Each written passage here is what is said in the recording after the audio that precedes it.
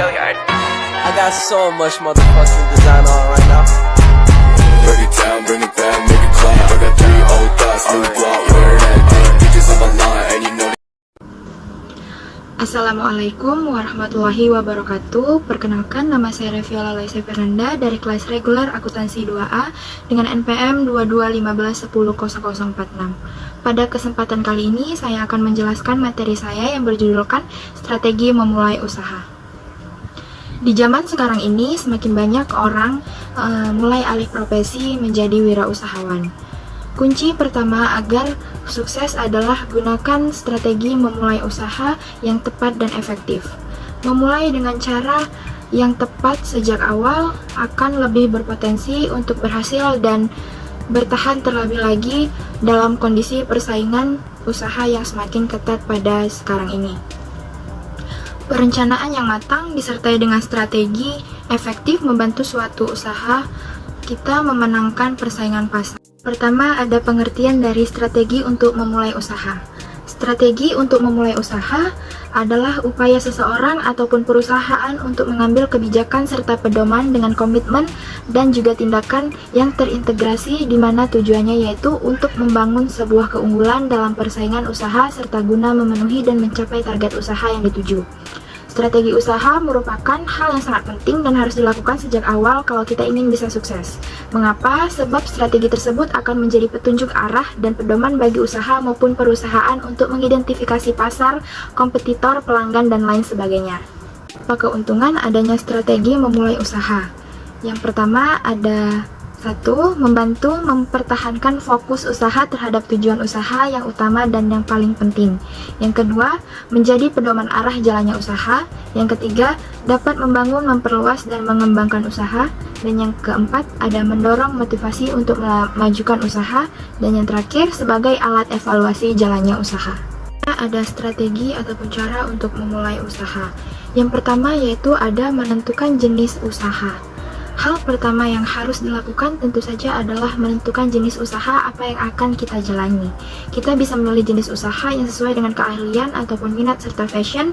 Melakukan sesuatu yang sesuai dengan minat ataupun keahlian akan membuat kita lebih nyaman dan bersemangat sehingga ketika ada hambatan tidak mudah menyerah begitu saja. 2. Ada lakukan riset pasar. Selanjutnya adalah melakukan riset pasar.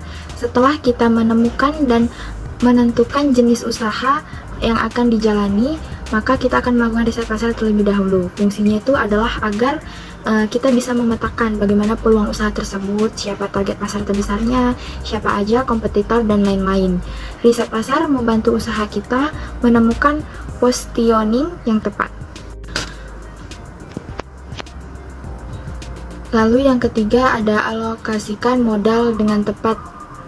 Setiap usaha pasti membutuhkan modal.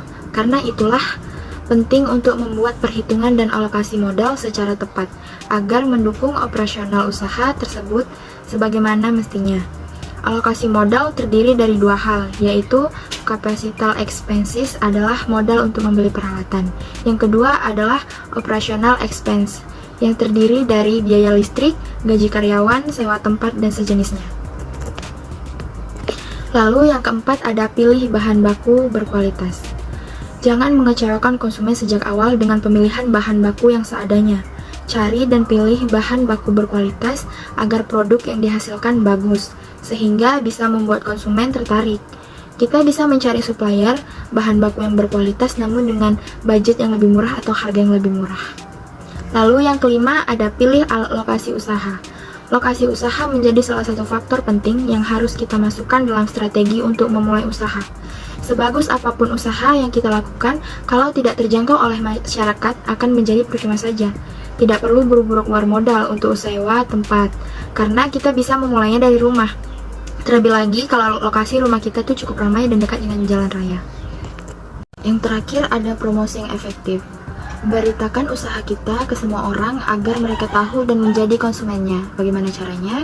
Yaitu dengan gunakan saja media sosial. Hingga saat ini kan media sosial itu seperti Facebook, Instagram, WA, ataupun website bisa menjadi sarana promosi usaha yang efektif.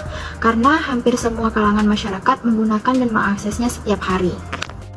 Jadi kesimpulannya yaitu membuat dan menggunakan strategi memulai usaha itu akan memberikan pedoman bagi kita dengan bagaimana cara menjalankan bisnis tersebut, serta keuntungannya, kita itu akan lebih mudah memenangkan persaingan pasar, sehingga usahanya itu bisa berkembang dan bertahan di tengah persaingan usaha. Bring it down.